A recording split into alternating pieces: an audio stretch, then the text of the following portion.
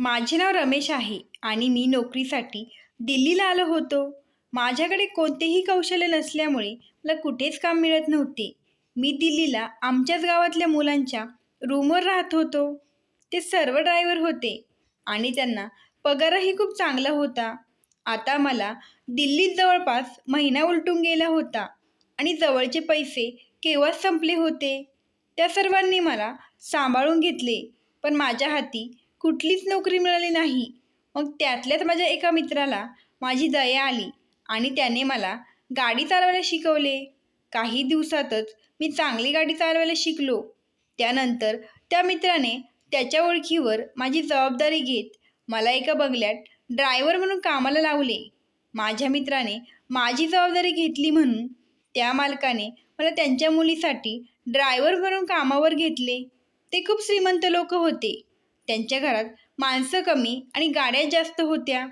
माझ्या व्यतिरिक्त तिथे आणखीन 2 ड्रायव्हर होते. त्यातल्या एकाची ड्युटी मालकाला सकाळी त्यांच्या फॅक्टरीत घेऊन जाणे आणि संध्याकाळी पुन्हा घरी घेऊन येणे अशी होती. तर दुसऱ्याची ड्युटी मालकिनीला बाहेर कुठे काही काम असेल तर घेऊन जायची अशी होती. त्यांचा गारमेंटचा व्यवसाय होता आणि माझी ड्युटी त्यांच्या एकुलत्या एक मुलीला कॉलेजला आणि क्लासेसला घेऊन जाणे आणि क्लासेस संपल्यावर पुन्हा घरी घेऊन येणे अशी होती. तेवढ्या मोठ्या बंगल्यात ते तिघेच राहत होते. मालकाची मुलगी एका खूप मोठ्या नामांकित कॉलेजमध्ये शिकत होती आणि मी तिची गाडी चालवायचो. मी तिला रोज सकाळी कॉलेजला आणि क्लासला सोडायचो आणि संध्याकाळी पुन्हा बंगल्यावर नेऊन सोडायचो. अनेकदा ती संध्याकाळी तिच्या मैत्रिणीकडे जायची आणि मी तिला तिथे घेऊन जायचो. मी एका खेडेगावातलं असल्यामुळे मला माझ्या इज्जतीची खूप काळजी होती, कारण माझ्या मित्रानेही मला अशी समजूत दिली होती की आपण आपले गाव सोडून इथे फक्त पैसा कमवायला आलो आहोत. त्यामुळे आपले लक्ष फक्त आपल्या कामावर ठेवायचे आणि त्यासोबतच प्रत्येक स्त्रीचा आणि मुलीचा नेहमी आदर करायचा. त्यामुळे आजपर्यंत मी मालकाच्या मुलीकडे कधीच नजर वर करून पाहिले नव्हते. मालकाच्या मुलीचे नाव निकिता होते. तिचे स्वप्न होते की तिला मिस वर्ल्ड बनायचे होते. यात तिला तिच्या वडिलांचा पूर्णपणे पाठिंबा होता. ती खूप सुंदर मुलगी होती, पण मी तिच्याशी बोलताना नेहमी खाली मान घालून बोलत असे. माझ्यासाठी माझे मालक आणि मालकीण दोघेही खूप छान आणि दयाळू लोक होते, ज्यांनी मला काम देऊन माझ्यावर खूप मोठे उपकार केले होते. मी मालक आणि मालकिणीचा खूप आदर करायचो, कारण ते दोघेही दयाळू होते. निकिता गाडीत माझ्याशी खूप बोलायची आणि अनेक इकडच्या तिकडच्या गोष्टी सांगायची, पण मी फक्त मान हलवायचो. निकिता तोंडात सोन्याचा चमचा घेऊन जन्माला आली होती, कारण मालक तिच्या सर्व मागण्या लगेच पूर्ण करत असे.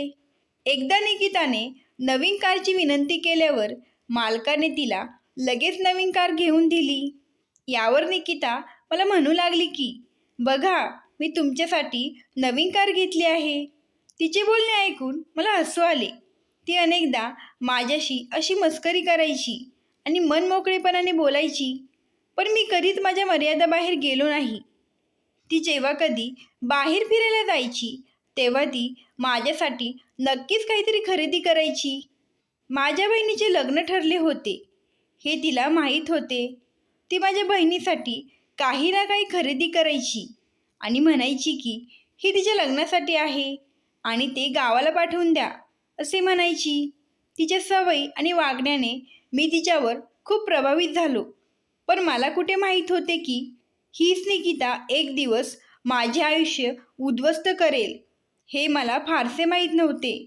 अगदी लहान वयात निकिताचे लग्न ठरले होते आणि ती तिच्या आत्याच्या घरी जाणार होती. निकिता अनेकदा कारमध्ये तिच्या मैत्रिणीशी बोलायची, त्यात तिच्या होणाऱ्या नवऱ्याचेही नाव यायचे, पण मी तिला कधीच समजू दिले नाही की मी ते ऐकण्याचा प्रयत्न करत आहे. मी माझे लक्ष माझ्या ड्रायव्हिंगवर ठेवायचो आणि एके दिवशी अचानक मालक आणि मालकिणीला अमेरिकेला जावे लागले, कारण मालकाचे मोठे भाऊ अमेरिकेत राहत होते. त्यांची प्रकृती अत्यंत नाजूक होती आणि त्यांना आपल्या भावाला त्याच्या शेवटच्या क्षणी जवळ पाहायचे होते. निकिताची परीक्षा जवळ आली होती म्हणून त्यांनी त्यांच्या एकुलत्या एक मुलीला घरी एकटे सोडले. निघताना मालकाने माझ्या खांद्यावर त्यांच्या मुलीची जबाबदारी सोपवली की निकिताला कॉलेजमध्ये नेण्याचे आणि आणण्याचे काम मी पूर्ण जबाबदारीने करावे आणि मी तिची पूर्ण काळजी घ्यावी. कारण त्यांच्याजवळ काम करून मला तर 2 वर्ष पूर्ण होणार होती. त्यामुळे त्यांचा माझ्यावर अधिक विश्वास बसला होता. मालकाला माहीत होते की मी कधीही त्यांच्या मुलीकडे आजपर्यंत चुकीच्या नजरेने पाहिले नाही. मालक आणि मालकीण 2 महिन्यांसाठी अमेरिकेला गेले आणि त्यांच्या मागे पूर्ण जबाबदारी घेऊन मी माझे काम करू लागलो. माझ्या लहान बहिणीचे MAचे शिक्षण चालू होते आणि आता तिचे शिक्षण पूर्ण होणार होते आणि मालक इथे नसल्यामुळे मला कामावरून लवकर सुट्टी मिळायची. कारण निकिता कॉलेजला जाऊन आल्यावर घरीच असायची. काही दिवसातच 1 महिना निघून गेला आणि मालकाचा मोठा भाऊ आयुष्याची लढाई हरला. त्या रात्री मला निकिताचा फोन आला आणि ती म्हणाली की माझी तब्येत ठीक नाही, कदाचित मला डॉक्टरांकडे जावे लागेल. निकिताचे हे ऐकून मी आश्चर्यचकित झालो आणि विचार करू लागलो की संध्याकाळच्या वेळी बंगल्याच्या आत जाणे योग्य नाही. पण निकिता आजारी असल्यामुळे मी तिला एकटी सोडू शकत नव्हतो. चुलत्याच्या निधनाने ती दुःखात होती आणि तिचे पोटही खूप दुखत होते. मी रात्रभर तिच्यासोबत राहिलो आणि तिची काळजी घेतली. तिला खूप ताप आला होता आणि ती रात्रभर शुद्धीत नव्हती. मी रात्रभर तिच्या जवळ बसून राहिलो आणि सकाळी जेव्हा तिला थोडे बरे वाटू लागले तेव्हा मी माझ्या रूमवर जाऊन अंघोळ करून पुन्हा बंगल्यावर आलो आणि निकिताला घेऊन तिच्या कॉलेजवर गेलो. कारण तिचे पेपर चालू होते. दिवस खूप वेगाने जाऊ लागले होते आणि आता निकिताची तब्येत बरी नव्हती. ती खूप हरवल्यासारखी वाटत होती. मला वाटलं कदाचित ती तिच्या आईवडिलांच्या आठवणीने नाराज झाली असेल. पण प्रत्यक्षात वस्तुस्थिती काय आहे हे मला कसे कळेल? मालकाने आपल्या भावाच्या मुलांसोबत 1 महिना घालवला. त्यानंतर मालक आणि मालकीण 2 महिन्यांनी पुन्हा आपल्या मायदेशी आले. तेव्हा त्यांना पाहून मला खूप आनंद झाला. पण त्याच क्षणी माझ्या पायाखालची जमीनच सरकली जेव्हा मालकाने शेजारी पडलेली काठी उचलली आणि मला बेदम मारहाण करायला सुरुवात केली. ते मला शिव्याही देत होते. त्यासोबतच त्यांनी मला मारणे चालूच ठेवले होते. माझ्याकडून काय चूक झाली आहे हे मला समजू शकले नाही. माझे मालक एवढे रागात होते की ते माझे काहीच ऐकायला तयार नव्हते आणि जेव्हा मला सगळा प्रकार कळला तेव्हा मला माझ्या डोक्यावर आभाळ कोसळल्यासारखे वाटत होते. मी निकितावर जबरदस्ती केल्याचा आरोप निकिताने माझ्यावर लावला होता आणि आता ती गरोदर आहे असे ती म्हणत होती. तिला माझ्यापासून काही धोका निर्माण झाला असता या भीतीने फोनवर तिने तिच्या आईवडिलांना काहीच सांगितले नाही असे ती म्हणत होती. यावर मी आश्चर्याने निकिताकडे पाहिलं, जी खूप निर्लज्जपणे खोटं बोलत होती. मला वाटत होतं की निकिता खूप साधी आणि निरागस आहे, पण तिने माझी संपूर्ण इज्जत नष्ट केली होती. कारण जर एखाद्या तरुण मुलाला त्याच्या मालकाकडून त्याच्या मुलीसमोर बेदम मारहाण केल्यावर त्या मुलाची इज्जत काय राहणार? मालक माझे ऐकायला अजिबात तयार नव्हते आणि निकिता तिची खोटेपणापासून मागे हटायला तयार नव्हती.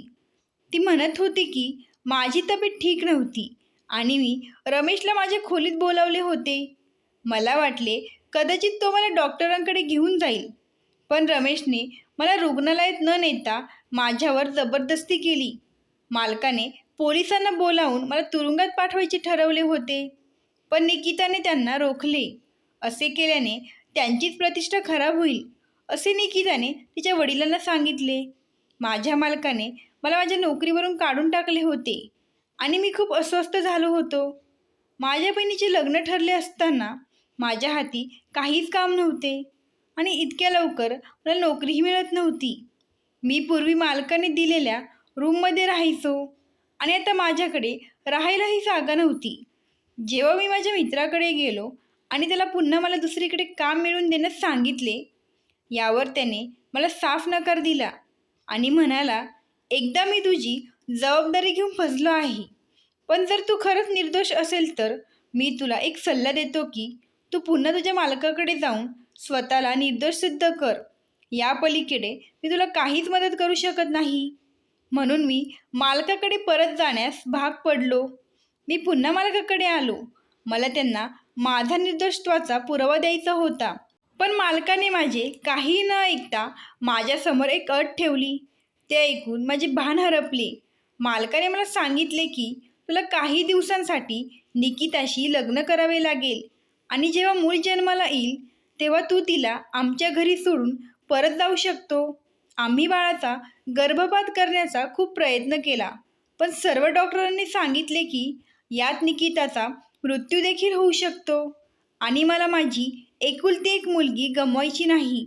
आमची बदनामी होण्याआधीच आम्ही निकिताचे लग्न तुझ्याशी करू आणि तू तिला तुझ्या गावी घेऊन जा. मूल जन्माला आल्यावर आम्ही निकिताला परत आमच्याकडे घेऊन येऊ. त्यासोबतच तुला काही पैसेही देऊ. निकिता खोटे बोलली होती आणि हे मूल माझे नाही हे मला चांगलेच माहीत होते. पण त्यानंतरही मी हे मान्य केले, कारण मला कुठे तिला आयुष्यभर सांभाळायचे होते. थोड्या दिवसांचा तर प्रश्न होता. मला माझ्या बहिणीच्या लग्नासाठी पैशांची खूप गरज होती आणि सध्या फक्त माझा मालकच मला इतके पैसे देऊ शकतो. त्यामुळे मी निकिताशी लग्न करण्यास होकार दिला आणि तिच्याशी लग्न करून तिला गावी आणले. लग्नानंतर आम्ही दोघे लगेच गावी जाण्यासाठी निघालो. संपूर्ण रस्त्यात निकिता एकदम गप्प बसली होती. मी सुद्धा गावात पोहोचेपर्यंत तिच्याशी काहीच बोललो नाही. निकिताला पाहून माझी आई आणि गावातले लोक आश्चर्यचकित झाले आणि जेव्हा मी आईला सांगितले की माझे लग्न झाले आहे तेव्हा आई म्हणाली की तू मला एवढी मोठी गोष्ट सांगितली का नाहीस? मला तुझ्या लग्नाबाबत खूप इच्छा होत्या. पण निकिताच्या उपस्थितीने माझी आई आनंदी झाली आणि निकितावर माया करू लागली. निकिता खूप सुंदर होती आणि एवढी तरुण सुंदर सून पाहून माझ्या आईच्या सर्व तक्रारी दूर झाल्या आणि ती निकिताला माझ्या खोलीत घेऊन गेली आणि तिला गावातील स्त्रियांप्रमाणे सजवू लागली. आणि मी संध्याकाळी खोलीत आलो तेव्हा निकिता नववधूच्या रूपात पलंगावर बसली होती. तिला पाहून मला आश्चर्य वाटले. ती पिक्चरमधील एखादी हिरोईन असल्यासारखी वाटत होती. मी माझ्या पत्नीच्या पहिल्या नजरेतच प्रेमात पडलो. पण माझ्या पत्नीने मला वाईट चारित्र्याचे कसे सिद्ध केले हे मी कसे विसरू शकतो? मी येऊन बेडवर तिच्या जवळ बसलो तेव्हा ती भीतीने थरथर कापू लागली. तिचे माझ्याशी लग्न कसे झाले हे तिला चांगलेच माहीत होते. मी तिला काही सांगायच्या आधीच ती रडायला लागली आणि बेडवरून खाली उतरून माझ्या पायाजवळ खाली बसली.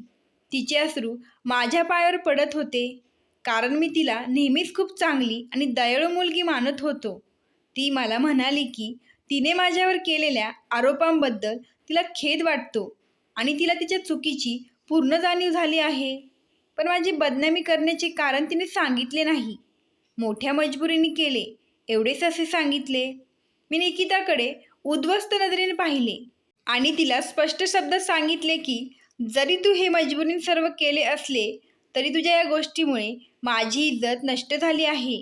कदाचित तुला माहीत नसेल की आम्ही गावाकडचे लोक आमच्या इज्जतीला किती जपतो.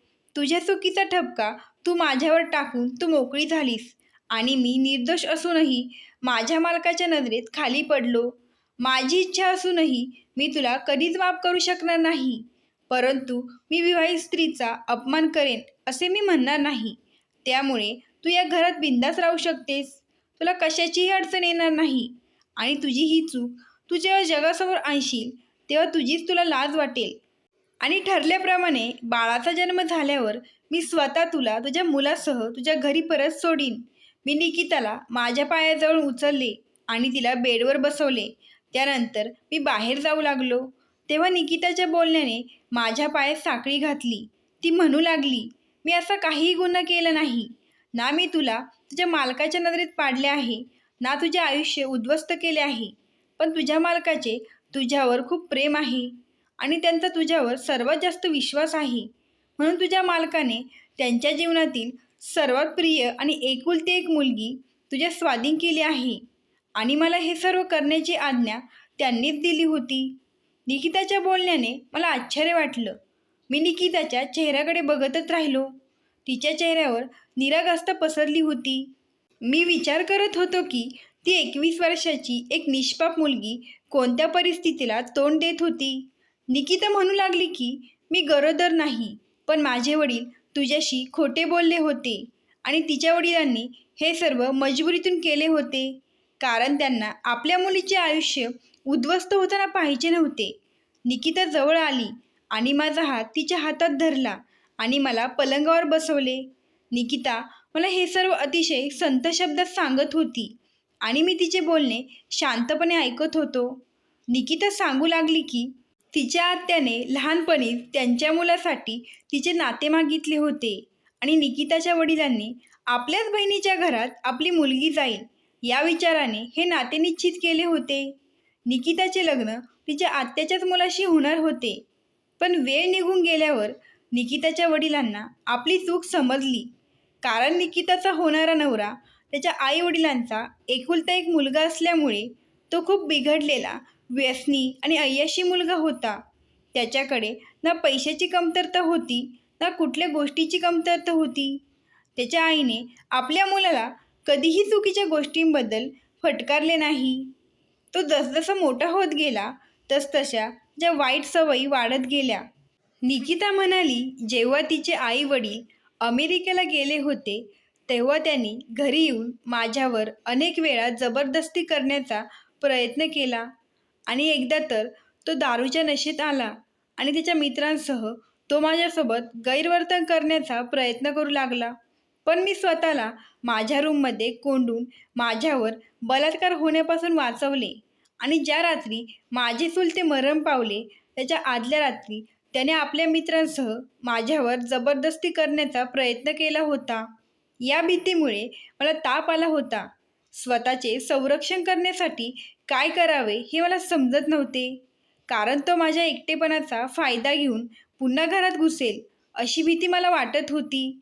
त्यामुळे मी रात्रभर तुला माझ्या खोलीत बसवून ठेवले, कारण माझा तुझ्यावर पूर्ण विश्वास होता. माझे आई वडील अमेरिकेहून परत येताच मी त्यांना सर्व काही सांगितले. तेव्हा माझ्या वडिलांचा राग अनावर झाला आणि त्यांनी त्यांच्या बहिणीला फोन करून सर्व काही सांगितले आणि म्हणाले की तो निकिताशी लग्न करणार होता, तर मग असे वागायची त्याला काय गरज होती. पण त्याच्या आईने तो तरुण आहे आणि तरुण मुलांकडून या वयात अशा चुका होत असतात आणि निकिता तिच्या होणाऱ्या नवऱ्यासोबत थोडासुद्धा टाइमपास करू शकत नाही का. पप्पांनी आत्याचे असे घाणेरडे बोलणे ऐकून फोन कट केला. त्यांना समजले की आपण आपल्या मुलीचे लग्न अशा माणसासोबत ठरवत आहे की जो स्वतःच्या पत्नीचा थोडाही आदर करू शकत नाही. त्याच्या वाईट वागण्यामागे दुसरं कोणी नसून त्याची आई आहे. त्यामुळे लग्नानंतरही तो अशा वाईट गोष्टी करू शकतो. माझ्या वडिलांना माझे त्याच्यासोबतचे लग्न ठरलेले मोडायचे होते, पण माझी आत्या मला कुठल्याही परिस्थितीत सोडायला तयार नव्हती. त्यावेळी माझ्या वडिलांचे लक्ष तुझ्यावर गेले तेव्हा तू गाडीची काच साफ करण्यात मग्न होता. तुला पाहून माझे पप्पा काळजीत पडले होते. मी पप्पांनाही सांगितले होते की त्या संपूर्ण रात्री तू माझ्या बाजूला बसून माझे रक्षण केले होते. पप्पांनाही समजले होते की तू एक खरा चारित्र्यवान व्यक्ती आहे, म्हणून पप्पांनी तुझं माझ्यासोबत लग्न करून त्या हरामीपासून कायमची सुटका करायचं ठरवलं. पण हे लग्न इतक्या सहजासहजी होऊ शकत नव्हते. त्यामुळे वडिलांनी आत्याला सांगितले की तू माझी इज्जत लुटली आहे आणि त्यातून मी गरोदर राहिले आहे. हे ऐकून आत्याने स्वतःच हे नाते तोडले, कारण ते खूप इज्जतदार आणि श्रीमंत लोक होते.